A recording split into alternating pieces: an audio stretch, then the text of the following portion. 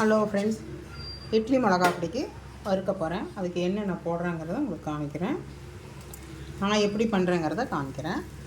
ஒவ்வொருத்தர் ஒவ்வொரு ஸ்டைலில் பண்ணுவேன். நான் என் ஸ்டைலில் பண்ணுறேன். கடலப்பருப்பு வந்து 1 டம்ளர் போடுறேன். எண்ணெய் விடாமல் வறுக்கணும். எண்ணெய் விட்டேன்னா வந்து கெட்டு போயிடும். எண்ணெய் விடாத வறுத்தேன்னா இது ஒரு 3 மாதமாவது மினிமம் இருக்கும்.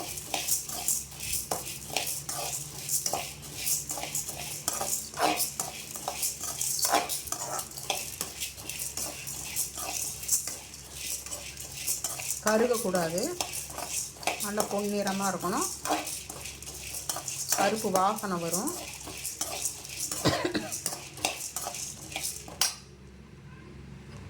சிம்மில் வச்சு வருங்க.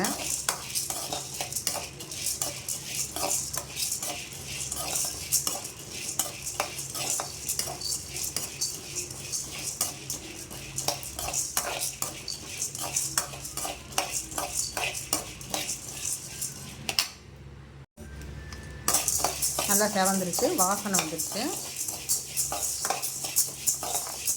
எண்ணெயே ஊற்றக்கூடாது. எண்ணெய் ஊற்றினேன்னா கெட்டு போயிடும். கட்டத்தில் கொட்டிக்கலாம். எந்த டம்ளரில் கடலப்பருப்பு போட்டோமோ அதே டம்ளரில் உளுத்தம்பருப்பு 1 டம்ளர். இதே நல்லா வறுத்துக்கணும்.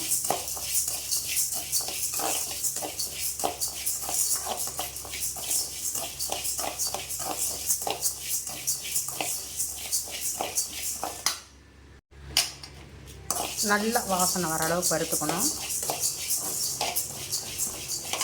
சிம்மில் வச்சு தான் வறுக்கிறேன் நான். ஏன்னா இந்த பாண்டில் வந்து சீக்கிரத்தில் தீஞ்சு போயிடும்.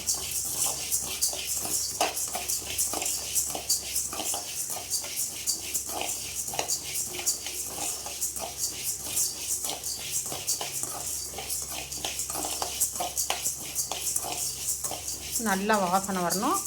பொன்னிறத்தில் இருக்கணும். அப்போ தான் வந்து டேஸ்ட்டாக இருக்கும். பச்சையாக வறுத்திங்கன்னா மிளகா அப்படி நல்லா இருக்காது, சீக்கிரம் கெட்டு போயிடும்.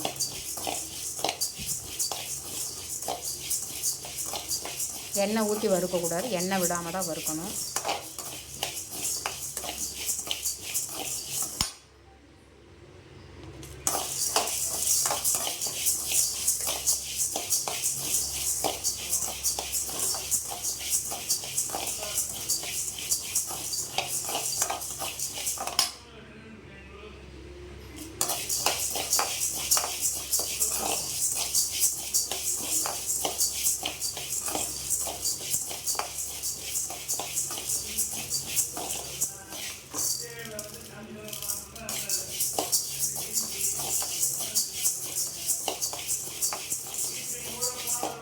ஏப்பா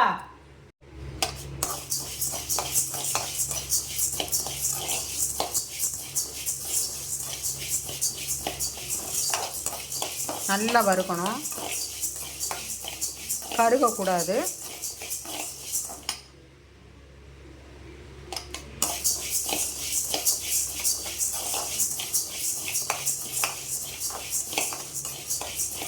இப்படி வறுக்கிறப்ப வாசனை வரும். உளுத்தம்பருப்பு வறுக்கிறப்ப நல்ல கமகமமான வாசனை வரும். கலர் சேஞ்ச் ஆகுது. கை விடாமல் வருங்க. 1-2 கரிஞ்சு போனாலே டேஸ்ட் மாறிடும்.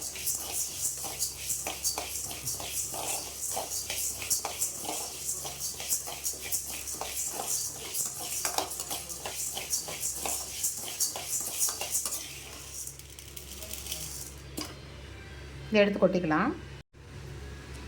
நான் வந்து கருப்பு எள்ளு போடுறேன். கருப்பு எள்ளை போட்டால் தான் இது நல்லா டேஸ்ட்டு தூக்கி கொடுக்கும். உங்கள்கிட்ட கருப்பு எள்ளு இல்லைன்னா வெள்ளை எள்ளு போட்டுக்கோங்க. நான் வந்து ஒரு 1/4 டம்ளர் போடுறேன்.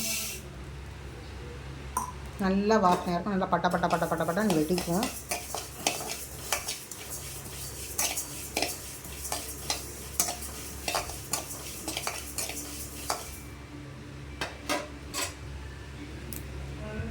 வெடிக்குது பாருங்கள், பட்ட பட்ட பட்டான்னு வெடிக்கணும். இது வந்து உங்களுக்கு எள்ளு வாசனை பிடிக்காதுன்னா கம்மியாக கூட போட்டுக்கோங்க. இவ்வளோ வேண்டாம்னா இல்லை இது போடாமல் பண்ணலாம். வெடிக்குது பாருங்கள், பட்டப்பட்டான்னு நல்லா வெடிக்கணும். படப்படப்படான்னு வெடிச்சிடுச்சு. வந்து இதை கொட்டிக்கலாம்.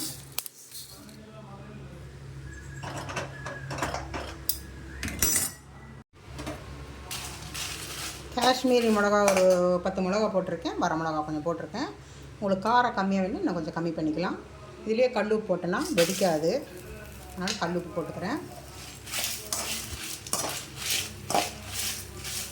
கட்டி பெருங்காயம் இருந்தால் கட்டி பெருங்காயம், துளியும் எண்ணெய் ஊற்றி வருங்க.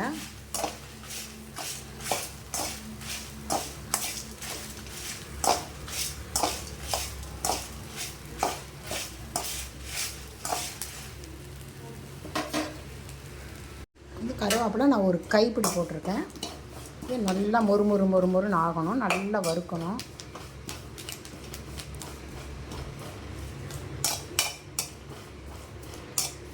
ஒரு கைப்பிடி போரும்.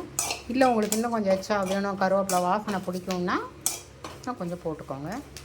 கட்டி பெருங்காயம் இருந்தால் கட்டி பெருங்காயம் துளியூண்டு எண்ணெய் ஊற்றி பொரித்து எடுத்துக்கலாம். கட்டி பெருங்காயம் இல்லைன்னா அரைச்சிட்டு வந்து தூள் பெருங்காயத்தை போட்டுக்கலாம். அவ்வளோதான், ஆஃப் பண்ணிடலாம். இதில் வந்து நான் வெல்லம் கொஞ்சம் போட்டிருக்கேன், ஆப்ஷனல் தான் வெல்லம், உங்களுக்கு வேண்டான்னா ஸ்கிப் பண்ணிவிடுங்க. அது ஆறட்டும், ஆறினதுக்கப்புறம் பவுட்ரு அடிச்சுட்டு நான் உங்களுக்கு காமிக்கிறேன். வெல்லம் போட்டிருக்கேன், உங்களுக்கு வெல்லம் வேண்டாம் அப்படின்னா ஸ்கிப் பண்ணிவிடுங்க. இது கொஞ்சம் ஆறணும், ஆறினதுக்கப்புறமா பவுட்ரு பண்ணிவிட்டு உங்களுக்கு நான் காமிக்கிறேன். ரொம்ப நைஸாலாம் அரைக்கக்கூடாது, 1-2 பருப்பு தெரியணும். அப்போ தான் சாப்பிட்றப்போ பல்லில் போட்டு நல்லா ஸ்க்ரன்ச்சியாக இருக்கும், டேஸ்ட்டாக இருக்கும். நைஸாக அரைச்சேன்னா டேஸ்ட் கொடுக்காது. அரைச்சிட்டு நான் உங்களுக்கு காமிக்கிறேன். எப்பா கொஞ்சம் வாயத்தான்